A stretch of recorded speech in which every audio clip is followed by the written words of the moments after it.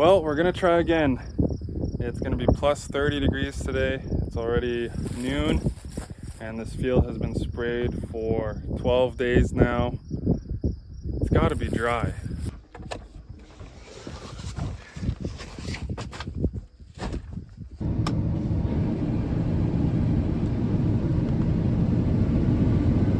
We've been battling this tough wheat over the last week or so. Been trying to pick away at some wheat, getting eager to get combining, but it looks like it has matured a little bit more, which is good. It's still early in the year. It's the 14th of August today. It's a beautiful day, good drying and combining day. But the moisture so far has been decent, 13 and a half, 14 and a half. So it looks like this wheat has matured and dried down.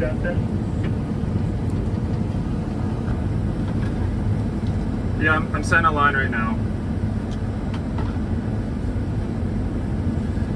Hopefully with this dry wheat we can just continue to keep combining instead of finding the best and dry places and picking spots. We can just keep rolling right through. So this is the new to this year FD2 FlexDraper header. As you can see, it has the triple reel, so there's 3 reel sections. So the reels flex at the flex point with the draper, so it's supposed to be better reel to cutter bar action, supposed to feed better into the header. Also, it's nice without this big bar in the middle. Like this bar used to be in the middle with the split reels on the FD1, and then in canola it would kind of bunch up there and it wouldn't feed into the center drum very well. Has the Contour Max bogey wheels, those that small wheel there. So those are underneath the header. That allows me to cut and flex off the ground up to 18 inches. So my main wheels, they're right up, they're not even on the ground, so I'm cutting on those bogey wheels right now, and then I can adjust them with this pedal here, and that'll raise and lower them to adjust my cutting height. Some places this wheat is actually pretty heavy, touching mid-50s. It's nice. Some places 20. So with the FD2, they say more capacity, more speed, more flex. So up to 70% more flex. And then the more speed and capacity partly is because of the new knives and guards. A longer knife section, so more cutting area. And then also the draper itself is deeper to increase capacity. Another good thing with the new knives is it's actually a fitted bolt now, so you don't have to hammer out those bolts like on the FD1s. So changing knife sections should be easier.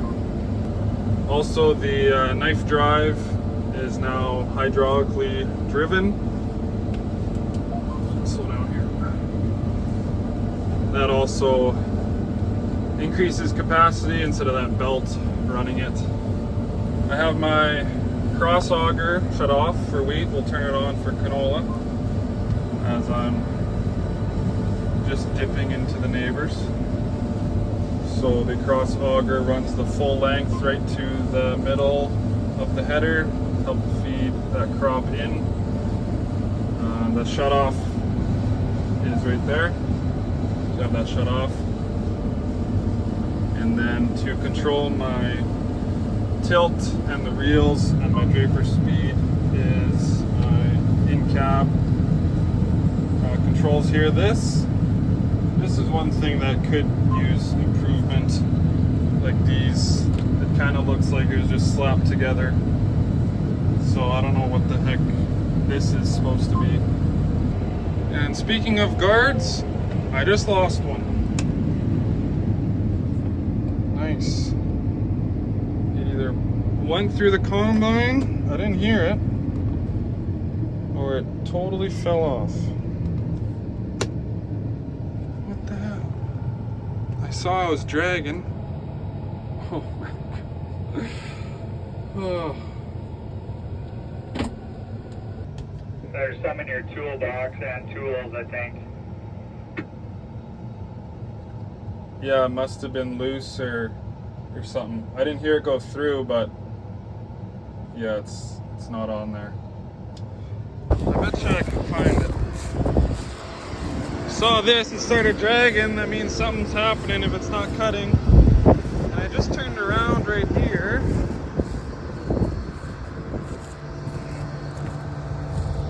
It was cutting here.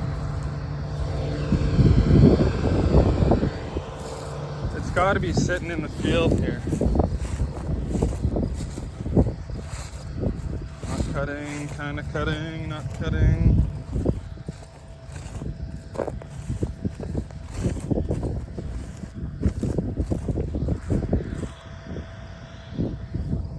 Okay, maybe I can't find it. I couldn't find it. Gotta get a new one. And we actually checked kind of all these, well, what we thought, we checked all these guards because we took off this rock guard, which is like this big ledge, kind of like that high, and then the rocks aren't supposed to get into the combine. But the ledge was too high, and the short wheat couldn't come over the ledge. So we took it all off, and then as we're doing that, we went and checked the guards, and I guess we missed one. And the skid shoe is missing too. Why can't I find this in the field? I did not hear it go through. I would have heard that. What the heck? Well, I'm just gonna put it on without the bottom plastic. Take another look here.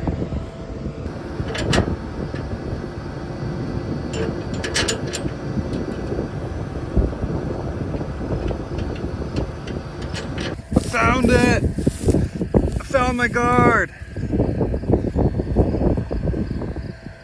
So where is the skid shoe? What a mystery this is.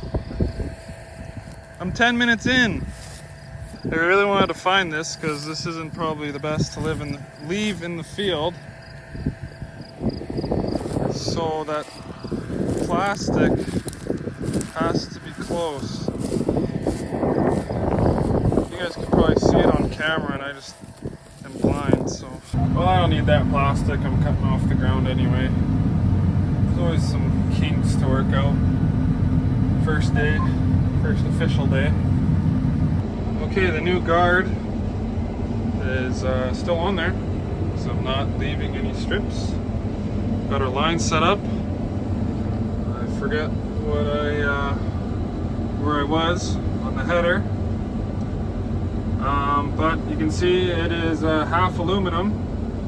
The reels and part of the draper have a lot of aluminum in it that is like that to shed weight off the header. Also, the reels have lots of kind of added paddles and stuff to increase capacity. Some of the fingers are angled where the reel splits, and then there's paddles like on the ends and stuff just to keep everything flowing nicely into the header. There's a multi-tool that you use on the reels to set them and set the pitch and stuff like that. Use the same multi-tool to set the flex and the float. There's also indicator cards on how to do it. It's actually not that bad. Once you see it done once and follow the cheat sheet, you can get it pretty good. We were lucky because this header was set pretty good when it came out, and so it is pretty good for balanced for the wing flex and the float. There's more tilt range. It all goes from A to E on the gauge, so I'm cutting at like D.5. That's your header tilt. So you can adjust that on your switches. What else was I gonna to say? The center drum, they went back to the solid fingers instead of the hollow fingers on the center drum. Also, the transport wheels looks kind of weird, like that one wheel is just hanging there. It looked better when the two wheels were together, but I do kind of understand where they're coming from. It is not bad putting it into transport, or from field to transport and so forth, because the springs, it's not as heavy. All the weight isn't on those springs, so you're not lifting all those wheels up anymore. They're actually nice and light, and the springs kind of counteract the weight, so you don't break your back adjusting. And that's all I can think of at this time. So some changes, some good changes. Hopefully I don't lose any more guards. I'm sure some things will happen, as it always does. I'm sure I missed some things. But yeah, it seems like it's gonna work for us. I wish the wheat was going 60 and the canola 50, but it's just not gonna be that heavy to really test things out. But we'll test it as much as we can. Taylor's in the grain cart. The missus, she likes it in there. At least that's what she tells me. There's a camera up there, and then there's a screen. That's probably what she's watching. Make sure she's right in the center, which she always is. Pretty good operator. She likes the Delta track. She says a little bit more room when unloading on the go at the header. With the dual tractor, it's a little bit tighter. So the Delta track is nice for that. 40-foot header. I think I forgot to say that part. The hopper's looking better now. Before there was some soft kernels still, and those look like they're pretty much gone. I'll have to take a closer look when we unload, but it's not peaking up as much in the hopper. Before it was right peaked up and kind of tough. Well, we're pretty much done half the field, so we're going now. Trucks are getting full, and my grandpa's here now, so he's gonna run this. I'm gonna give him the lowdown on this header. Give him a refresher. I got these glasses at Walmart for $12.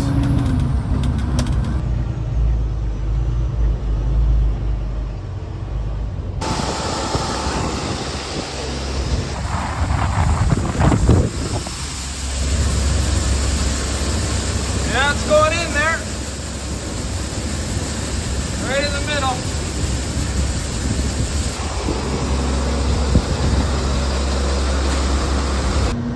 Framers, done all that you can do, waiting for trusses. Looking good. I'm gonna go this way. Trusses are coming within the next few days. They'll sum those walls up. Next truck. 33 degrees!